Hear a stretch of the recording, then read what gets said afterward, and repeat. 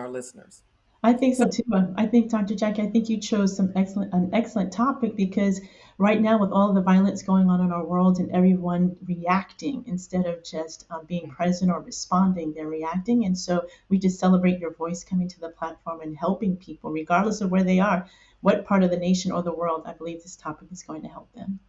I do as well. So why don't we jump in? Let's start with tip number one, which is learning to listen instead of respond. Hearing is what I really want to say, instead of just responding when you're in the midst of the conversation. I think you brought up a really key point there, hearing instead of just responding. I think that we are so self immersed into the things that we're experiencing in the moment. We're thinking of what we're feeling, what they did to me, what someone said, that we're not giving ourselves the opportunity to stop, to examine what's happening in this situation, and to maybe even put ourselves in the other person's shoes. Right now, as you already stated, so many things are happening. People are high energy, responding in ways that maybe they normally wouldn't have. And so, in that moment of the argument, I think that this is an excellent point because giving us an opportunity to stop, to breathe, to reconsider what might be happening, and then to evaluate the complete thing. I think so often we're just concerned about our feelings, our emotions, what happened to us, that we're Of not course. seeing a greater picture. I'm going to add to that. I'm going to say one of the first things that I do, this is in my own life, I start with what did I do wrong? So if I start with the I instead of the you, I just feel like it really kind of realigns the situation to try to figure out, you know, is there something that I am not seeing that I need to attend to first that can really have bearing on moving the needle in this conversation? I also have this other thing I talk about, which is don't watch the movie. I find that we're so fear driven. My God, when it comes time to having a difficult conversation, or like we just talked about, an argument, being able to step back and to step back in terms of our emotional response, but step into being present. A lot of times we're so busy watching the movie, playing these things in our mind and thinking about what we're going to say back in a retort. So we're arguing to be right instead of arguing or listening to be present and to respond. So that definitely to me both plays that the parity between those two things plays very well. I Uh, think what you said, Dr. Jackie, is really key because the fact about what you said about stepping back and observing, I think that that is important to be an observer and not just one who's being a defensive. I think so often we're on the defense and we're mhm. ready to go after people or to say, because we're defending ourselves and we're feeling Well, to. let's go back to that being the observer. So, what does that look like in today's world? So, we're in this debate right now, this argument, this heated conversation. If I'm the observer, what am I doing? What does it look like?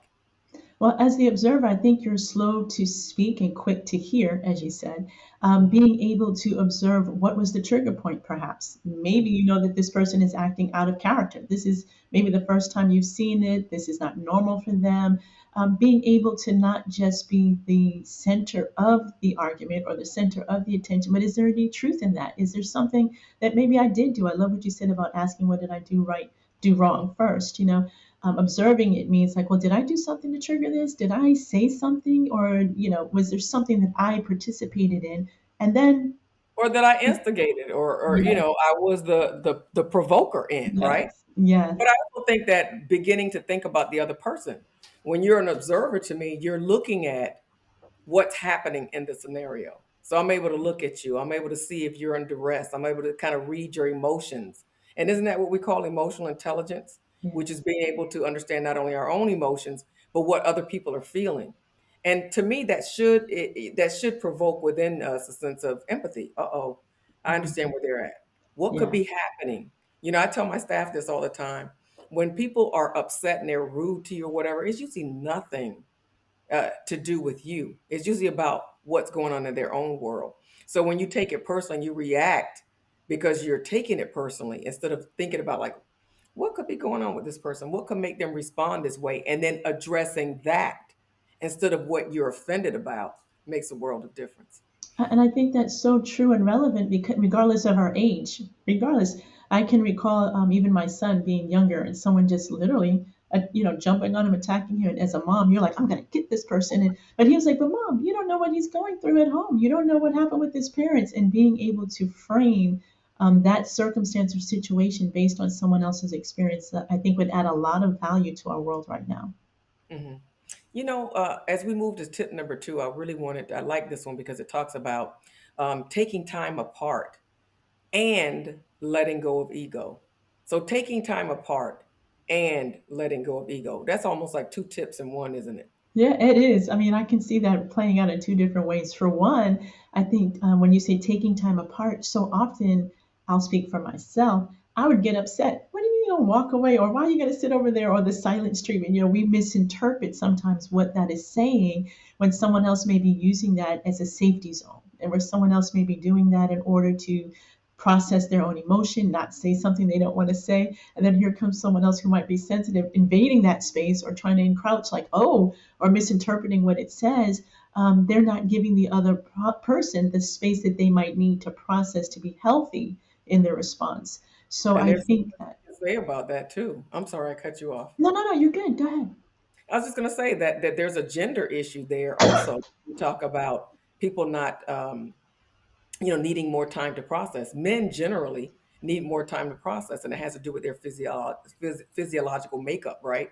Whereas women have all these language centers we can process, we can tell cause and effect so easily. Not so with men. A lot of times they're going to need more time away. Who else might need more time away? People that have been abused, people that don't like a lot of emotion, that are emotion sensitive. Some people are they're open emotionally, other people are emotionally closed. So the style in which we communicate can bother some people. I come from a family of like five kids. So it's like for us, it was always like very animated and you're just trying to hurry up and get a word in edgewise because it was so many mouths trying to talk at the same time, right? So, but that whole affect of I've been conditioned to communicate that way. So I'm very animated and I speak with emotion. But then there's people that are emotionally closed that might not like that. But they might always feel some sort of way about you being emotionally open. And so I think that's one part. But what I There, love is the I'm second part. No, Yeah. no, no. Go I ahead, just jump wanted in. to say that you just stepped right into my home because for me, that's exactly right. I grew up in a family of two. My husband had a family of seven siblings. I couldn't understand why they're all loud and boisterous and so much activity. And to me, it was like, oh, how could you be speaking to me this way? Like, I couldn't understand until I went to Trinidad and saw them all in action. It was like, oh my God, I get it. We're two people in the household. My sister's the very same way. We don't like all that loud Mhm. and her husband as well. So I think that what you said is so key, that people need to really stop to celebrate the uniqueness. And oftentimes, even what you just shared about men being different than women, we're not given those tools early enough. Thank God for your program that other people, young people, are learning at a younger age because we did not get those skills early. We didn't understand the difference in men and women and being able. And I think that alone is going to empower so many people to do better in their relationships, regardless of whether they're intimate or workplace. Understanding and celebrating the uniqueness of each other, I think, is key. Well, to our listeners and viewers out there, this is a time to just take a moment and pause and kind of figure out who are you in the midst of your relationship when it comes to your communication style. Are you emotionally open? Do you like to explore how you feel and you want to take the conversation, the argument to that level to really dig and excavate? Or are you emotionally closed? You don't really like a lot of emotion, particularly when people are communicating, and you're not interested in exploring anything. You just want the conversation to be kind of over. Okay, well, I'm not going to do that again. We're good. And let's move on. Because those two different styles of communicating are really going to be central to how you're going to get along with one another, understand each other, and even to begin to appreciate the differences, which I think is really important. We can't make everybody like us. And we try. so sometimes we may try, but it does not work. Yes. It doesn't work because they're just not us. They have different DNA, different makeup, and so we have to accept each other for being the way that we are. So I love what you shared about also tag teaming on what I was sharing about being from a robust family. Your husband seems to be Yeah. akin to mine, where Yeah. people are very animated. Now, this can be very difficult for people that have suffered abuse. So any kind of big movements and a lot of loud talking can be very offsetting to them, can be very off-putting. They might not like it. It might drive up their anxiety level and might cause them to shut down. So again, these are things that people need to know.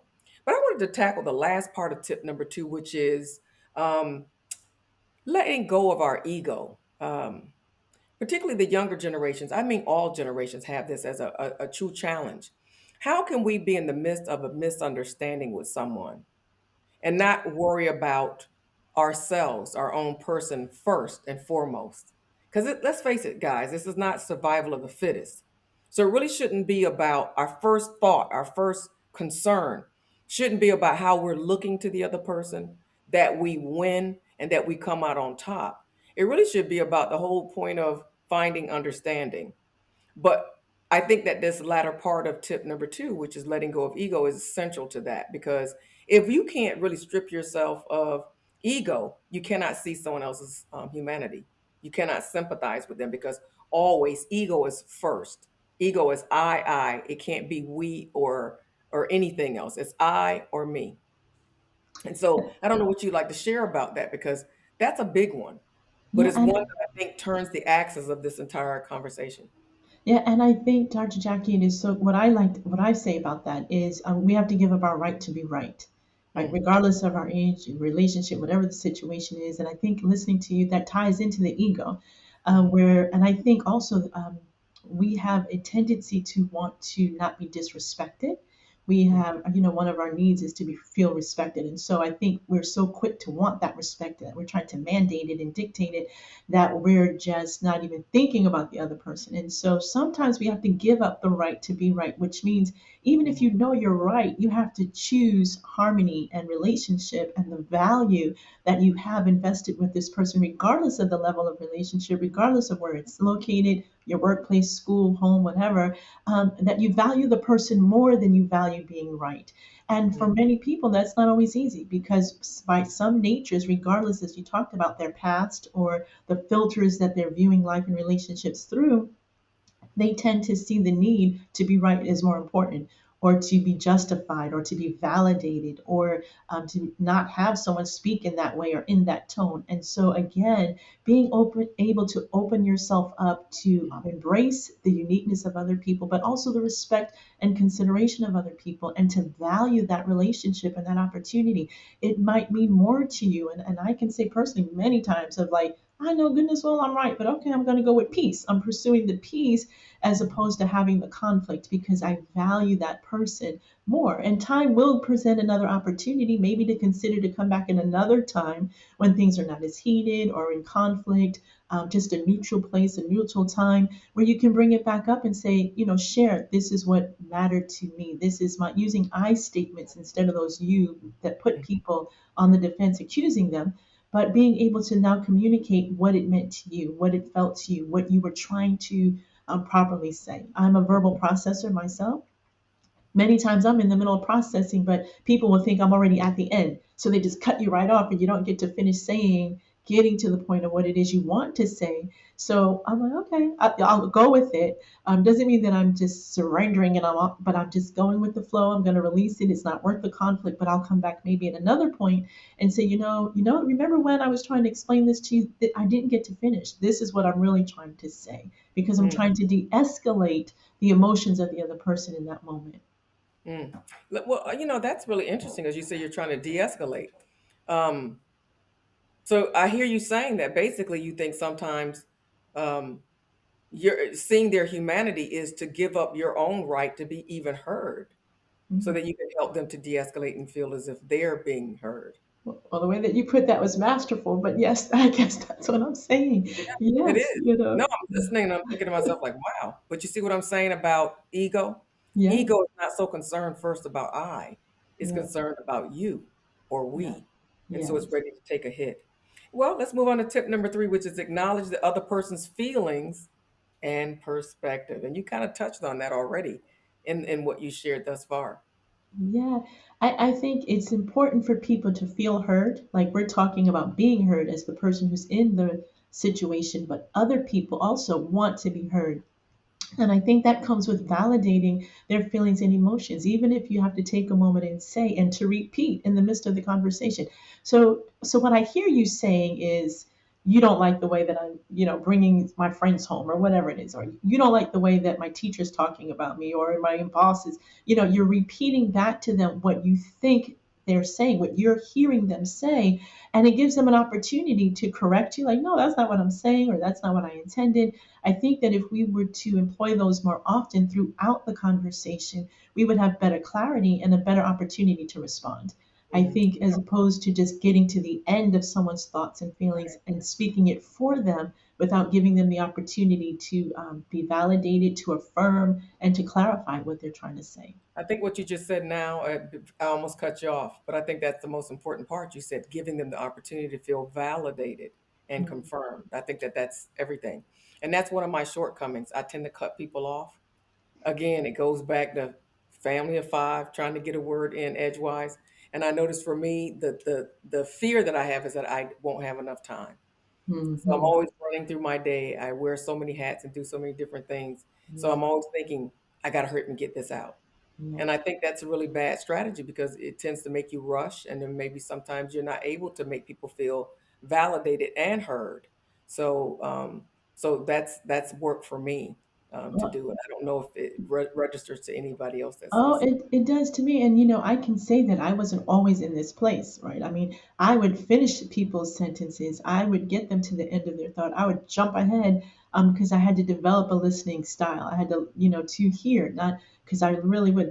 They were talking, and I'm just like, okay, so what you're asking for is this. And the same thing as you're saying, I was rushing. I was handling a lot of things, trying to get to other places and not being present to the moment, which Mhm. really is something else that we have to develop in our relationships, is being present to the moment where we're not really thinking about that next thing that has to get done, or what, oh, I have to answer this phone call, this email.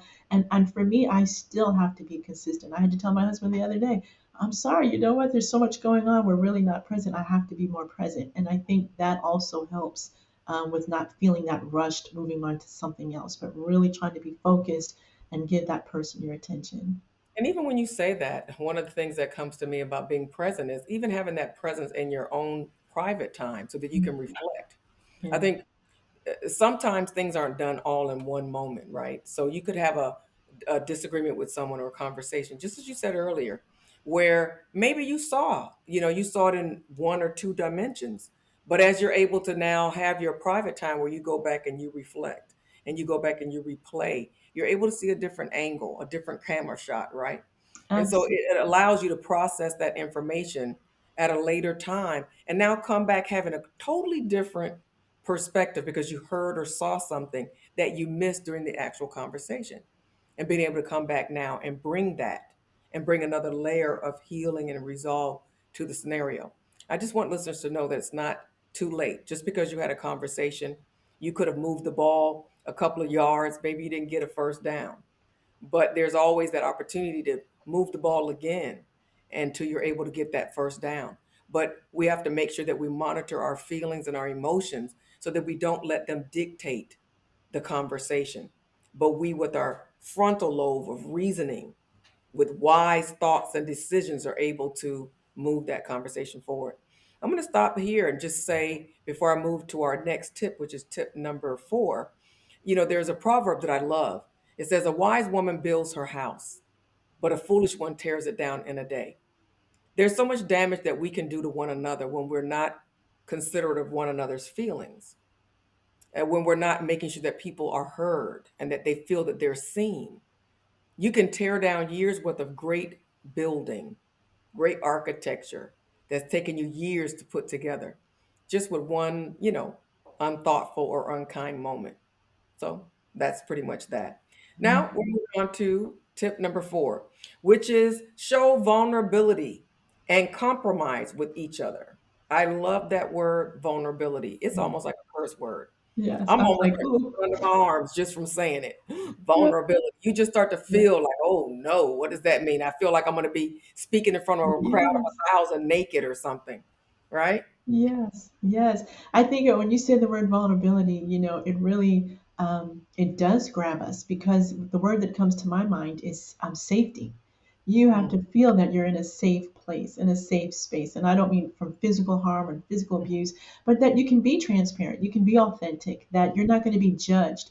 If the person you're in an argument with is going to bring it up later on and beat you down in your head, you might be less apt. I don't mean physically beating you, but using those words, or, well, you said this, or using mhm, it where you don't feel safe in being yourself, mhm. then you need to evaluate the relationship. Like, do you really need to be in this, or how can you fix it so that you don't have that safe space? But vulnerability really does require trusting. It requires trusting that person, trusting the moment, trusting what you're sharing, that it's not going to destroy you, it's not going to be manipulated against you. But being vulnerable means that you have to be willing to just put your raw emotions, your raw feelings, your experiences, those things that you may not want anyone else to know or hear, and then breathe, to wait for that response. And, hopefully the person that you're engaged with is going to be um, respectful and securing of those emotions, valuing them. That's really what it comes down to. That's treasure. When you're sharing vulnerability, that's treasure, your personal treasure. And so that's why relationships are so important, who we choose to have them with, regardless of the degree of relationship. I do believe relationships determine the future and your outcomes. I agree. Now, I'm going to go another direction, and I think that I'm going to give you a hard pill to swallow. Okay. But if you'll just follow me, it's really going to be worth it. You started off by saying that vulnerability, you have to find someone that you feel safe with to kind of unclothe. Did I hear that correctly? Yeah. Yeah. Well, that the space that Mhm. you should be able to, yes, just come out and Yeah. say that. Hmm. I want to go somewhere further outside of that because this is the truth about relationships. In real relationships, we all have our own mental models, which are never going to be the same. We all have the way that, or our own definition of what respect sounds like and what respect looks like. It's never the same. That's why we have disagreements, and that's why people feel. I love the way young people say it, some sort of way. Hmm. I felt some kind of way. Yeah, Yes. Yes. it will happen because of our different metrics, our different complexions and makeup, right? Culture, tradition. I could throw a myriad of things in the pot. So I'm going to take it in a different direction. I believe that a lot of the things that we're expecting from people, we have to be willing to build it ourselves. And so what that looks like is this. I don't need to find a place where I feel safe. I shouldn't even have that as an expectation. I should not have to be around people that I feel trustworthy in order for me to be vulnerable. That's what Mhm. vulnerability is all about. It's Mhm. about being naked when you don't know, when you don't have guarantees. And I think the reason why people don't become vulnerable is because they want these guarantees that really are not supposed to be a part of the recipe. So even just this week, I had a situation where I know I'm surrounded by people that are fake and that are not sincere, but it really has nothing to do with them. It has to do with me. So I built my own human capital by still getting unrobed and saying, Mhm. this is how I feel. And what it does is it begins to add to your personal capital because now I understand that you can't do me anything and that you're no one for me to fear. But unless I'm willing to do that, you always become in the back of my mind someone or something that I need to fear, someone or something that I need to hide from. So, to me, vulnerability is about you.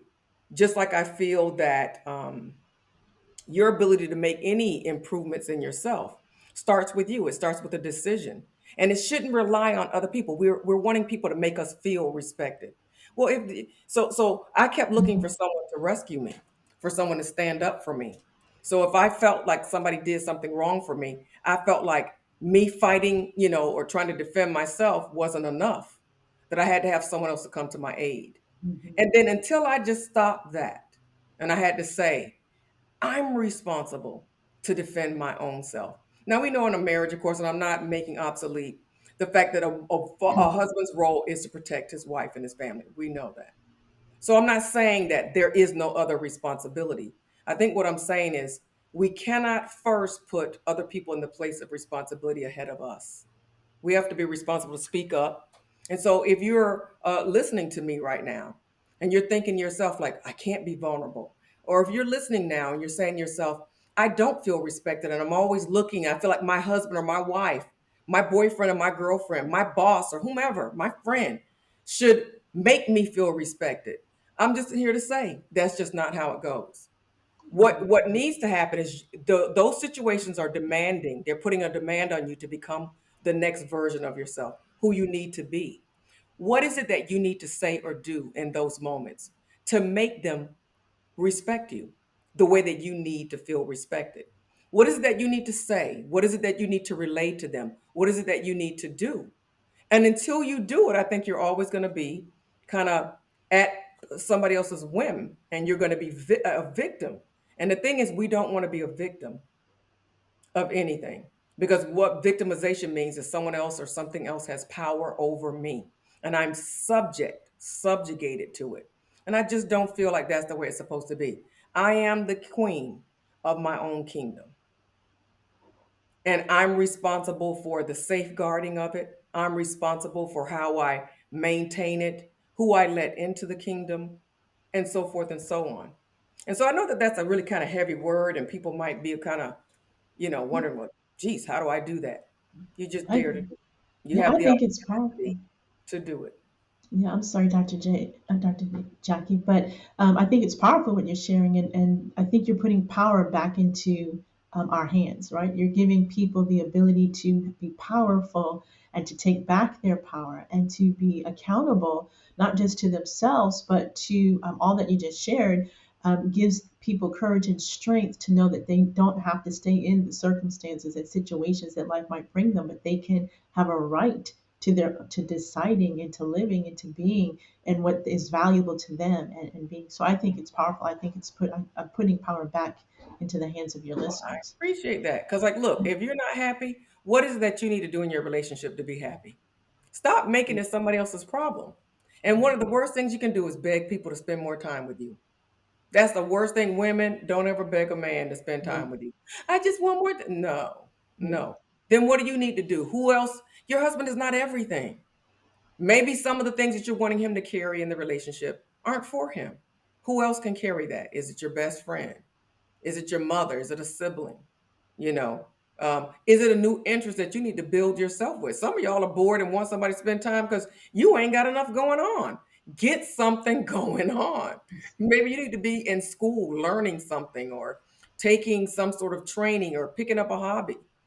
At any rate, I hope y'all still love me. You did say this is Ask Dr. Jacquie, so you asked, so I'm telling. And with that, to just kind of conclude this issue of compromise, and compromise is the latter part of tip number 4. And we know that everybody talks about compromise. I have a different way of sharing what compromise is, but we would love to hear your idea. well, for me, I think compromise, I think for whoever is involved in the conversation and everything that's going on, it requires the willingness to be able to give up or to release something. You don't have to have it all. You don't have to have all 5 things that you may want when they want something as well, but where everyone can be mutually appreciated and needs can be met in that way. So it's just about being willing to share, able to relinquish some things, being able to make sure that you don't have to have it all your way and no one else can have anything else. It can't be your way or the highway.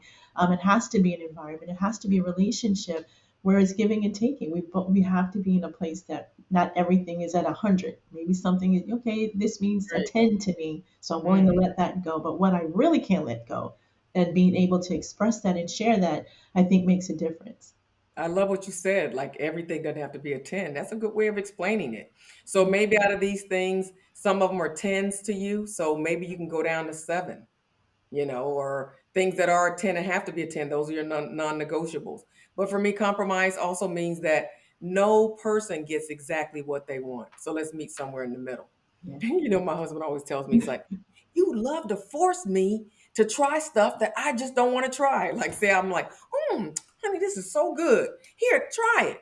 No, I just brushed my teeth. I don't want to. Just take a bite. And, we go back and forth with this thing forever, right?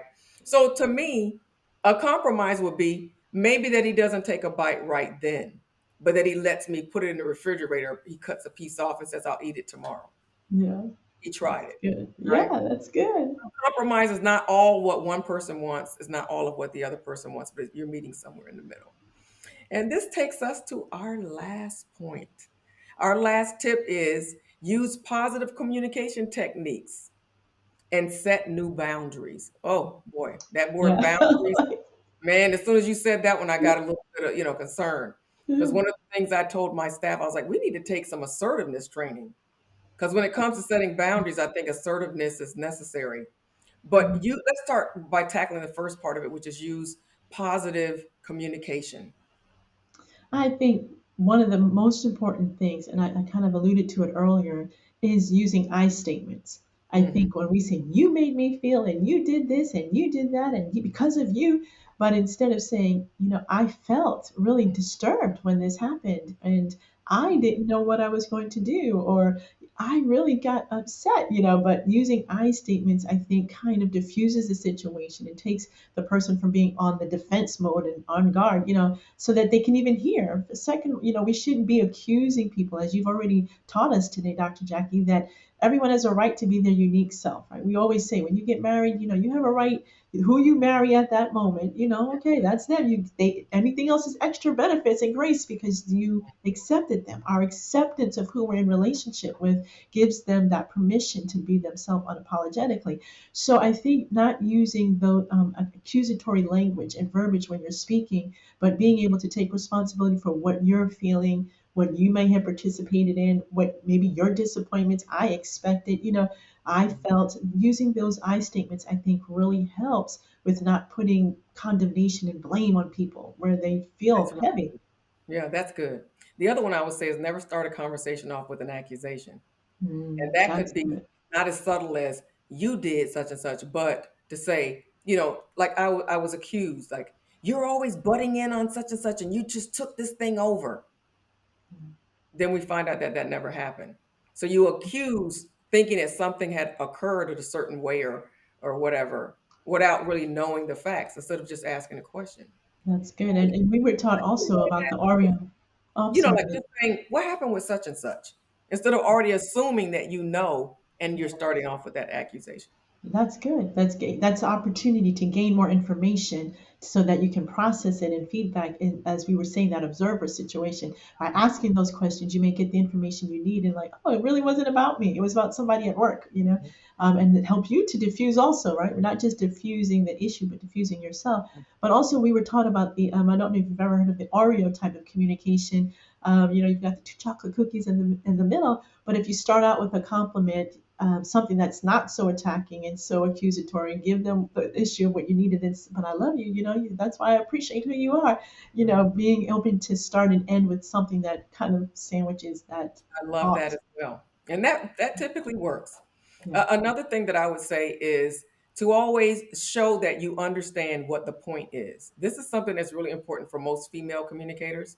So when the person comes and they share with you what their issue is, and I'm now giving a part of the tip for positive communication techniques to the listener, right? To the person that this complaint is coming to, that then you would say to them, "Oh, I understand that you're saying that you don't like when I do such and such." Hmm. That's the first step. The second step would be to say what you're going to do differently.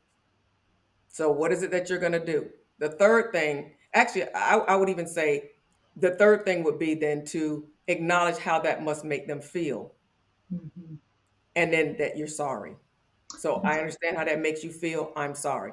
So, in other words, if you talk to me about, you keep leaving dirty dishes in the sink, then I would say to you, well, you know what? I heard you. I said, me leaving these dishes in the sink is really a problem for you. So what I'm going to do from now on, I'm not going to cook or use anything unless I have the time to wash it right afterwards. Because that really does make you feel scattered and just upset and maybe even taken advantage of. And I'm sorry. See how that goes? I need to take notes on that myself, Dr. Jackie, because that is so good. It's the end of the conversation. It's so But good. I'm like, oh yeah, that would work. Everybody would just be like, whew. They would just be like, there's nothing left to be what do said. most people do? They deflect. Yeah, So when you tell them about something that they did I love wrong, that. they don't show responsibility. So they start making excuses, or they might even say something that you did wrong or whatever, instead of just saying, I hear you that this is a problem. So then this is what I'm going to do from now on. I love And that. then this has made you feel this way and that way. And, I'm sorry. And Done. There's no argument. I love that. And that About solution. taking responsibility. That's how it starts, right? Yes, and I'm sorry, the computer lagged, but I'm saying I love that giving the solution because now not only what you just gave us that model, it Mhm. gives we take accountability and responsibility. We affirm them in the midst of that, and we give them a proposed solution of what we are looking to do to make it better, so that person doesn't go around ruminating. Because I might be that type. I might be that kind of person where I'm not going to I'm not explosive. I'm not going to share it all, but I might be thinking later on, those dishes are still in the sink. I mean, how many times I got to ask? Why you got to do the same thing? I'll start ruminating over it. But to hear you give me a proposed solution would help. And then to come back late. So if that person needed to come back later, say, remember when you said you were going to do A, B, and C? It helps also with the accountability for a plan to move forward to resolution. I love that. I love that Yeah, model. yeah. So many men talk about how their women go on and on and on. I say, yes, because they don't feel heard. So all you have Mhm. to do is these three steps. And I said, and send the check to me in the mail That's because I right. know it's going to That's solve right. all your problems. And That they is laugh, but it's very, very effective. I love Well, it. we're coming down to the last part of our tip, which is talking about setting boundaries. And that's a challenge. That's a really difficult one for I think most of us. Because if we did know how to set boundaries, we wouldn't have the complaints in the first place, right? Absolutely. I Some remember boundaries, when I boundaries. Yeah, I remember when I was younger, someone said to me, I said, "Well, how could you do that?" "Oh, because you let me." That was just like mind blowing, like, wow, like, oh my gosh, they just told me they did this abusive thing because I let them. And I think you're totally correct in that we expect, first of all, we expect people to meet our expectations in behavior and how to treat us, but we don't necessarily set in place those Mhm. boundaries or define or make clear those expectations of how we want to be treated, how we need to be treated, and then we don't enforce them.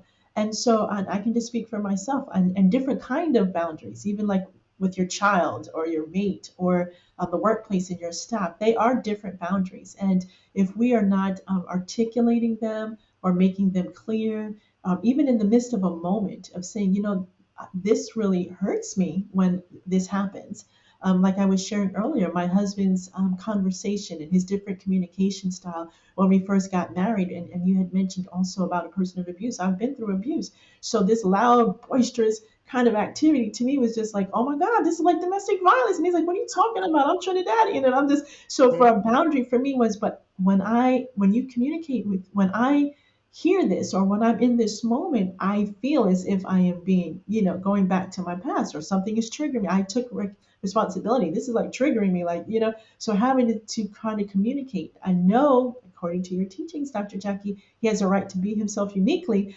but just to understand what I'm feeling in that moment. So for Mhm. me, I had to grow in, and now I'm like, oh yeah, that's just them. Even on the phone, on WhatsApp, across the nation, you think they were yelling like I'm like, the phone has a microphone, right? Like you would just think. So I've grown. I had to grow. That's that compromise. I had to grow and understand and celebrate that.